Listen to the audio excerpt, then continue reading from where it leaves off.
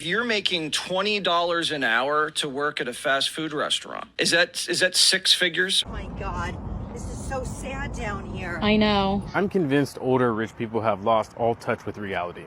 Okay, so today we have a new round of videos watching rich people be completely out of touch with reality and what normal people actually deal with. I made something like this a long time ago on my main channel, but this could probably be a weekly series if I really wanted it to. So we're going to be going over some clips along with your comments from previous videos, so if you want to be featured on a future video, leave it in the comments down below. But we're going to start off this video with a comment from you guys. The Rock and Oprah begging for donations will never not be funny. A millionaire and billionaire asking for donations is a Monty Python level humor, because that's exactly what happened during the Maui fires. They made TikToks and opened up a charity for all the normal people to donate, even though both of them have more money than any of us will ever see in our lives. And because we recently had the LA fires, we have the exact same thing going on, and a whole bunch of people are starting to wake up. A lot more pushback on TikTok making fun of it. Literal millionaires at the Grammys telling us to donate our money to wildfire causes. We're all making minimum wage. The comments understand too, they're asking for donations from the poor to build their houses. WTF, it gets to a point. It doesn't feel like real life anymore. I don't even know what to think. I just hate that people still indulge in these celebrities. It almost seems like any bad situation that happens in the world, they'll try to spin it and have good PR on themselves. I'm such a good person because I'm donating 0.1% of my net worth and asking everybody else who's making middle class $50,000 a year to donate to my charity. Everybody's going to shower me with comments on social media and sympathy, and I'll make even more money out of this in the end. I mean, seeing Khloe Kardashian post a link to donate money for snacks and rotisserie chickens from Costco for the LA firefighters when her family could literally buy a Costco. I mean, it's the Kardashians. Who doesn't know who they are? The amount of money they have is unreal. And I'm lumping in the out of touch influencers as well now because they are the modern day celebrities. Most of them live in LA too, and they're doing the exact same thing, trying to get good PR.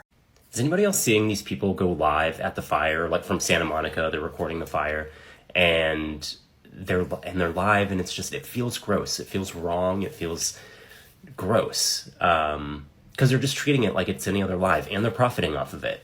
And they're recording the fire, and they're saying on one hand how like destructive this is and how horrible it is and these poor people, but then like in the next breath they're saying like thanks for the likes, guys, thanks for the follows, thanks for the hearts, like giving shout outs to people. And it's just it's gross. It feels gross. It's just like people are losing their homes, people are dying, like just the destruction, and to record the destruction, and just the contrast between that and like this weird culture of like follow and like and like look at me and to make money on top of it. It's weird. It's like there's got to be a line somewhere that we don't cross, right? But when you start talking about some of these people that don't have any of the modern problems that normal middle-class people have, something must just get rewired in their brains, and everything can be about me, and I'll make some sort of clothing line and donate a small percentage towards the wildfires, and I'll look like such a good person to the public. It is literally just a copy and paste from what we saw months ago with the Maui fires, and I think more people are starting to realize with the LA fires this time. If you're making $20 an hour to work at a fast food restaurant, right? Is that six figures? Are you making...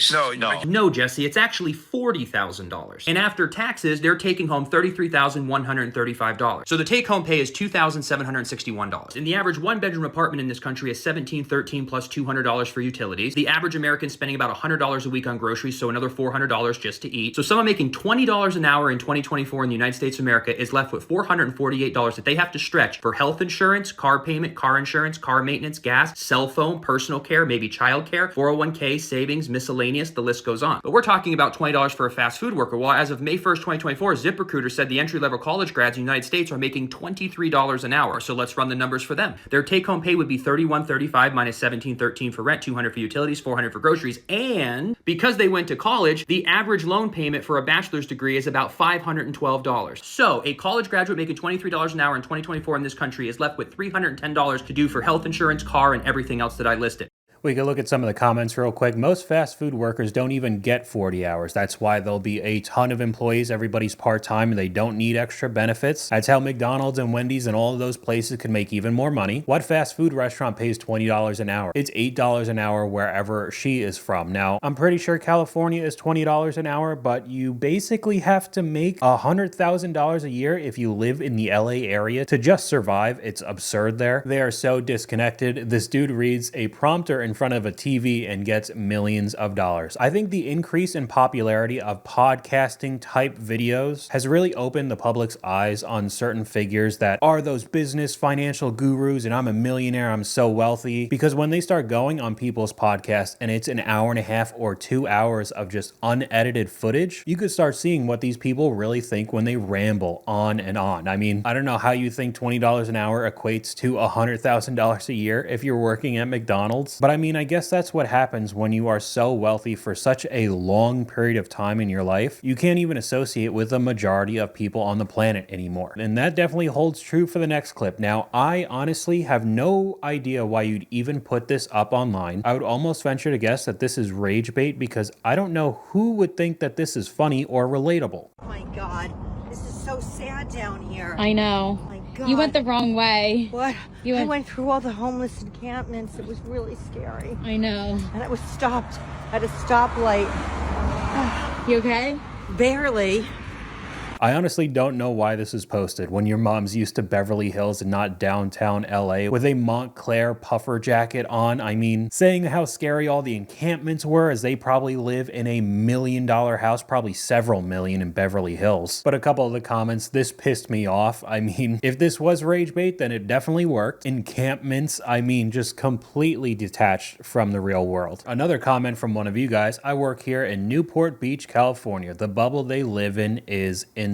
And to add on to that, we have another podcaster type of clip with the real estate empire guy just telling you how easy it is to make as much money as him. 110,000, take 25% of it, buy your first rental property, and then you're off to the race. I'm convinced older rich people have lost all touch with reality. 110,000 take home is 75 grand. 25% of 75 grand is only $18,000. Please explain to me what kind of home I'm buying for $18,000. Even if they use the claim where you can use an FHA and only put 3% down, the amount that you would be paying on that loan would be insane. There is zero chance you would be able to rent out that home and cover the cost of the loan. On top of, if you use an FHA, you have to live in the home for a certain amount of time. If you live in California, 75 grand is considered low income. But somebody who did well in the real estate business 15, 20 years ago, it is a completely different beast right now, especially since COVID. Almost everything seems to be overpriced. The mortgage rates are at 7%. Even the $18,000 down payment, trying to get a tenant that would first pay for all of the monthly bills and then making you money, it's just so much harder than he makes it out to be. But we're going to finish off this video with a new trend that I've seen of people making fun of these exact podcast clips with the millionaire business guy saying just off the wall stuff. A dog is so much more expensive than having a child because a dog is nothing but a liability. A child can generate a positive return on investment. When you're old and a child grows up and is working and you're retired, a child will take care.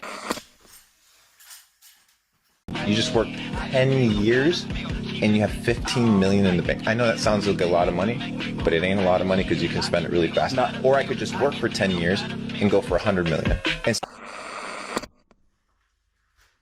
some of the comments are really good. This is actually good info. Does he happen to have an ebook or course that I have to pay $100 a month for? They're just saying anything at this point. If you're homeless, just buy a house. So I do like that social media is starting to call out some of these celebrities or influencers who are genuinely just completely out of touch, even though they want to give us advice, or just purposely baiting the public for engagement as well, because at least in my opinion, in this climate right now, probably wouldn't be the smartest thing to do. A lot of people are pretty mad and just struggling to survive. So when you flaunt all of this money online and make fun of downtown LA when you're the ultra rich, I don't know, it just seems like you're painting a target on your back. But that's all I got for you guys today. Let me know what you guys think in the comments down below. YouTube thinks you'll like this video popping up on screen right now, but hopefully you guys enjoyed this video. If you did, please leave a like, and I'll talk to you guys later.